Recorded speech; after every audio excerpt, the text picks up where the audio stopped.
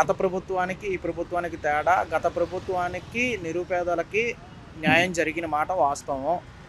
ఇప్పుడు ఈ ప్రభుత్వం అదిగో, ఇదిగో అమరావతి డెవలప్‌మెంటు మంగళవారం అప్పు అని చెప్పి వేల కోట్ల అప్పు తీసుకొస్తుంది. ఆ అప్పు మొత్తం డెవలప్‌మెంట్‌కి వాడుతున్నారా? లేదా ఇంకేమైనా సంక్షేమ పథకాలు ఇంకా మనకు తెలియకుండా ఆంధ్రప్రదేశ్ ప్రజానీకానికి తెలియకుండా ఇంకేమైనా సంక్షేమ పథకాలు అమలు చేస్తున్నారా? అయి ప్రభుత్వానికే తెలియాలి. సామాన్య ప్రజానీకానికి కొంత అవగాహన వచ్చింది. ఒక 70%, 80% అవగాహన వచ్చింది. గత ప్రభుత్వం ఎలా ఉండింది? ఈ ప్రభుత్వం ఎలా ఉండింది? ఆటో డ్రైవర్స్ సంక్షేమం కానీ, టైలర్స్ సంక్షేమం కానీ, ఈ రైతుల సంక్షేమం కానీ, ఏదేమైనా కానీ గత ప్రభుత్వానికి ఈ ప్రభుత్వానికి క్షుణ్ణంగా తేడా తెలిసింది. ఇప్పటికి ఇంకో 3 సంవత్సరాలు పోతే మన ఓట్లు వచ్చే కంటే ఇప్పుడే ఓట్లు వస్తే బెటర్ ఏమో అనిపిస్తుంది సామాన్య ప్రజానీకం మటుకి కంపల్సరీ ఇబ్బంది పడుతున్నారు. అది మార్పు గమనించవచ్చు అంటారా? స్థానిక సంస్థల ఎన్నికలు ఉన్నాయి. 2029 వరకు ఈ విధానం చూసుకుంటే అరకొరగా అందే ఈ సెక్షన్కి సంబంధించి అనేక మంది ఇదే విధానంగా మాట్లాడుతున్నారు. సో ఏంటంటే నిజమైన అమలు ఏమైతే చెప్పారు కదా, ముందు ఎన్నో చెప్పారు కదా, వచ్చే ముందు ఏదేమైనా కానీ నిజం మాట్లాడితే సామాన్యుడు ఏంటంటే భయపడుతున్నాడు. ఏంటంటే కక్షపూరితమైన రాజకీయ వ్యవస్థ నడుస్తుంది. ఒక న్యూట్రల్గా ఉండి ప్రజాభిప్రాయాన్ని సేకరించి ప్రజాభిప్రాయాన్ని గెలుపొందే విధంగా ఈ ప్రభుత్వం సాగట్లా. ఈడు నా గురించి నెగిటివ్ చెప్పాడు, వీడి మీద కక్షగా సాధించాలి అన్న విధంగానే జరుగుతుంది. కానీ గవర్నమెంట్ ఎంప్లాయీస్తో సహా అందరూ భయపడుతున్నారు. ఏంటంటే ప్రభుత్వానికి వ్యతిరేకంగా ఏదైనా మాట్లాడితే, ఏదైనా చేస్తే ఏమైనా అవుతుందేమో అని చెప్పి ఇప్పుడు రియాలిటీగా చూస్తున్నాం. కొన్ని సంఘటనల్లో రియాలిటీగా చూస్తున్నాం. అందుకనే సైలెంట్ ఓటింగ్ అనేది పడుతుంది. సమూలమైన మార్పు అనేది కనిపిస్తుంది. అంటే ఎవరిని రానివ్వమంటున్నారు కదా, వీళ్ళు కూడా 15 ఏళ్ళు మేమే ఉంటామని ఏదో అగ్రిమెంట్ లాగా చెప్తున్నారు పవన్ కళ్యాణ్. ఎవరిని రానివ్వం అంటానికి ఆయన జేబులోది ఇచ్చేది కాదు, మన జేబులోది ఇచ్చేది కాదు. అందరూ వస్తారు, అందరూ చేసుకోవచ్చు.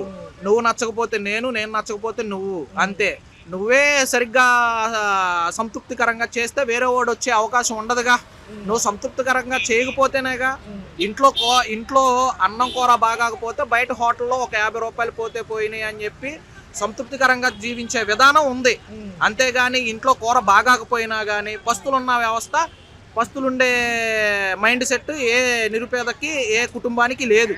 చెప్తున్నారు కదా సార్, 1-2 సార్లు మాకు భూములు కావాలి, రాజధాని విషయంలో మేము ముందుకే వెళ్తాము, ఇస్తే స్వచ్ఛందంగా తీసుకుంటాము, లేదంటే బలవంతపు ల్యాండ్ పూలింగ్ ఉంటుందని కూడా మంత్రులు చెప్తున్నారు.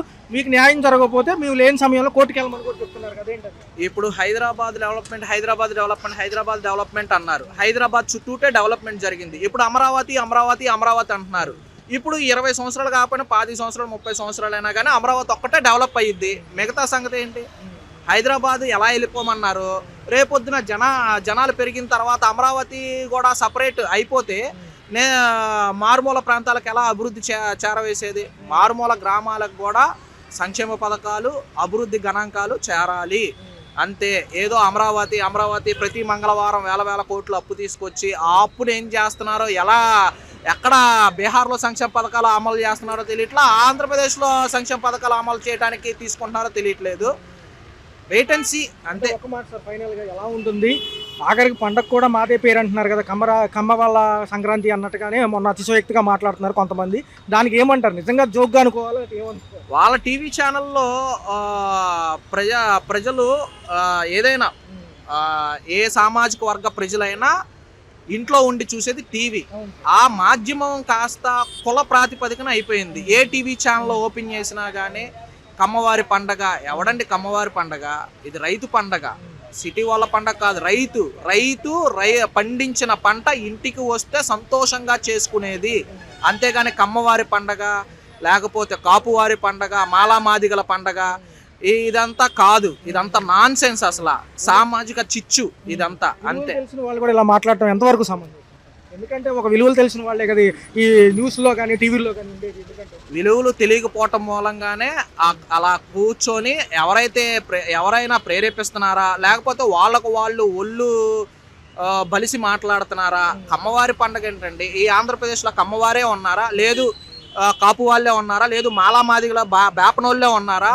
అందరూ ఉంటేనే ఆంధ్రప్రదేశ్. అంతే. ఇది కమ్మవారి పండగ, ఇది ముస్లిం వారి పండగ, ఇది క్రిస్మస్ అనేది మాలామాదిగల పండగ.